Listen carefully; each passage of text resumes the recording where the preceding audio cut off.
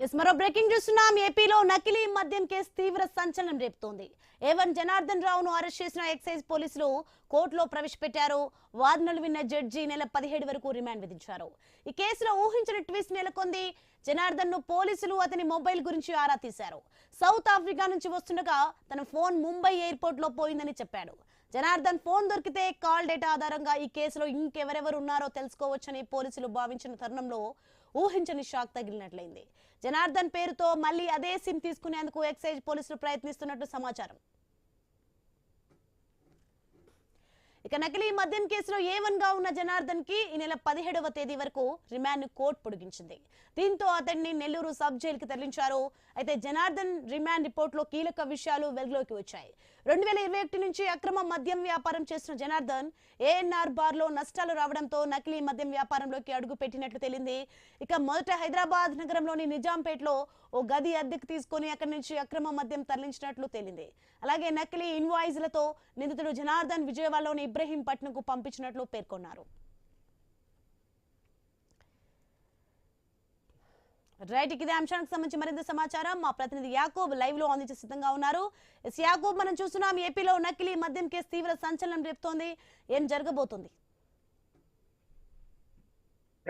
సోని, గత 4 రోజుల నుంచి ఏపీ వ్యాప్తంగా ఇదే ఒక సంచలన వార్త చెప్పుకోవచ్చు. నకిలీ మద్యం కేసులో అసలైన నిందితుడిని ఇప్పటికే అదుపులో తీసుకున్నారు ఎక్సైజ్ పోలీసులు. అయితే నిన్న మొత్తం విచారణ చేసిన తర్వాత నిన్న రాత్రి జడ్జి ముందుకు హాజరుపరిచారు. అయితే ఈ నెల 17వ తారీఖు వరకు ఆయన్ని రిమాండ్ లో విధిస్తున్నట్టుగా కూడా జడ్జి చెప్పడం జరిగింది. ఈ పరిస్థితుల్లో ఇప్పటికే మొన్న సాయంత్రం నుండి నిన్న సాయంత్రం వరకు అతని దగ్గర కొంత డేటాని ఇప్పటికే ఎక్సైజ్ శాఖ పూర్తి డేటాని తీసుకోవడం జరిగింది. కీలకంగా చూసుకుంటే ఆయన ఫోన్ ని మటుకి తీసుకోని పరిస్థితి. ఎందుకంటే ఆయన ఆఫ్రికా నుంచి వచ్చిన తర్వాత ముంబై దిగిన తర్వాత ముంబైలో ఫోన్ పోయింది అనేది కూడా ఒక కారణంగా ఆయన చెప్పారు.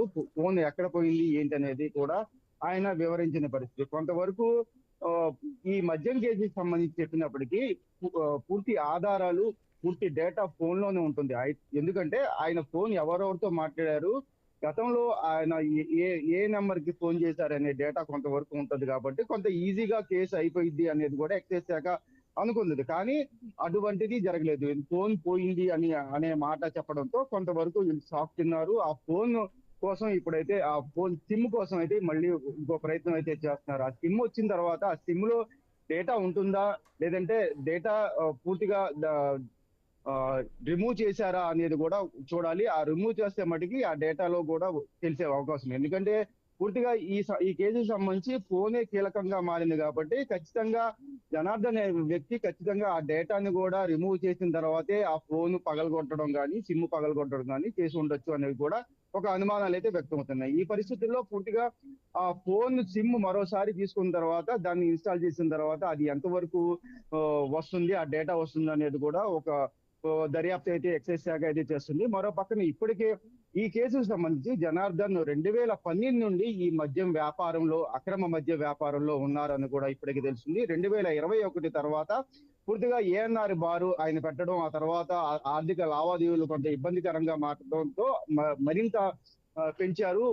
కల్తీ మద్యాన్ని ఏర్పాటు చేసి రాష్ట్ర వ్యాప్తంగా ఆయన తరలించారు అనేది కూడా ఇప్పుడైతే సంచలనంగా మారింది. ఈ కేసు ఇప్పటికే ఎక్సైజ్ శాఖ పూర్తి ఆధారాలతో ఇప్పటికే జడ్జి ముందు పెట్టడం జరిగింది. కానీ ఇంకా ఆయన దగ్గర నుంచి కొన్ని తీసుకోవాలి అనేది కూడా ఇప్పటికే ఆలోచిస్తున్నారు. మళ్ళీ అతన్ని ఇప్పటికే ఎక్సైజ్ శాఖ మళ్ళీ మాట్లాడడం కోసం మళ్ళీ రిమాండ్ గా అడగడం అయితే తెలుస్తుంది. రేపు ఉదయం కోర్టుకి వెళ్ళి ఇల్లు కూడా మరో పిటిషన్ వేసేందుకు పూర్తిగా ప్రయత్నాలు అయితే చేస్తున్నట్టుగా ఇప్పటికే తెలుస్తుంది. ఏదేమటికి సంచలనంగా మారిన కల్తీ మద్యం కేసుకి సంబంధించి జనార్దన్ తో పాటు మరో కీలక వ్యక్తి అంటే వాళ్ళ తమ్ముడు జగన్మోహన్ రావు కానివ్వండి, రవి కానివ్వండి, అదే విధంగా గోవాలో ఉన్న మరో బాలాజీ కానివ్వండి, ఈ నలుగురు పాత్ర మీదే పూర్తిగా ఆధారపడి ఉంది. వీళ్ళు గతంలో ఎక్కడెక్కడ ఈ మద్యాన్ని అమ్మారు, ఇప్పుడు ఆంధ్రప్రదేశ్ లో ఎక్కడెక్కడ ఈ అక్రమ మద్యం ఇంకా స్టాక్ ఉంది అనే కోణంలో అయితే ప్రస్తుతం అయితే దర్యాప్తు చేస్తున్నారు. కానీ